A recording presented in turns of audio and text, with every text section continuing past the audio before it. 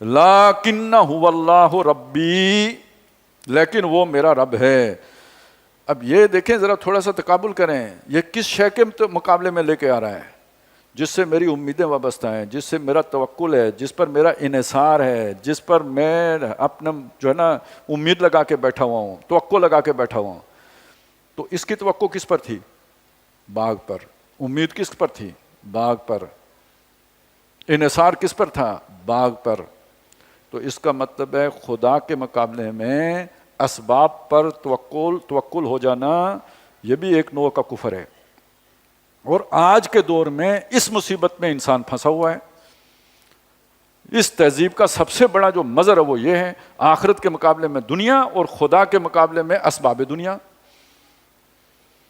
اور دیکھیں اب قرآن مجید نے اس تہذیب کی اس خامی سے کتنی خوب، ایک مطلب صرف فلسفہ نہیں بیان کیا، ایک پوری مثال سامنے رکھ کر، دو کردار سامنے پیش کر کے آپ کے سامنے رکھ دیا۔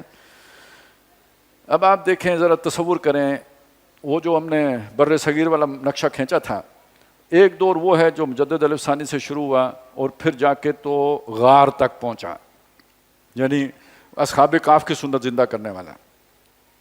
ایک دور وہ آیا کہ جس میں آپ نے مکالمہ کیا ہے مغرب کے ساتھ، اور بہت جرت سے کیا ہے۔ اب یہ مکالمہ کرنے والے لوگ کون ہیں؟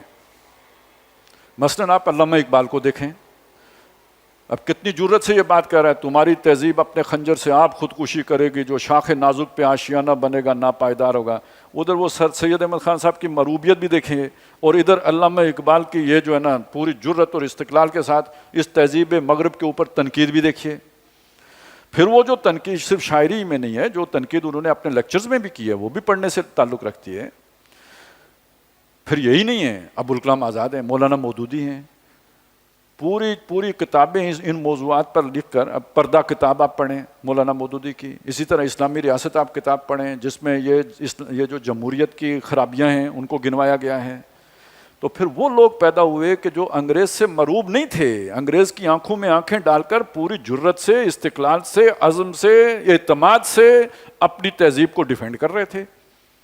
یہ جو ہے نا اس کا ایک جو ہے نا نظارہ اس سورہ مبارکہ کو میں آپ کو یہاں ملے گا۔ تو اس کا مطلب کیا ہوا؟ یہ اصحاب کہف والا دور مسلسل نہیں رہنا ہے، اس سے جو اگلا مرحلہ آنا ہے، رات ہی، لیکن وہ راحت جو ہے ذرا سحر کے قریب آ جائے گی، جب آپ کے اندر اعتماد پیدا ہو جائے گا، جب آپ کے اندر جرت پیدا ہوگی، جب آپ کے اندر استقلال پیدا ہوگا، اور تہذیب مغرب کی مروبیت آپ کے اندر سے ختم ہو جائے گی۔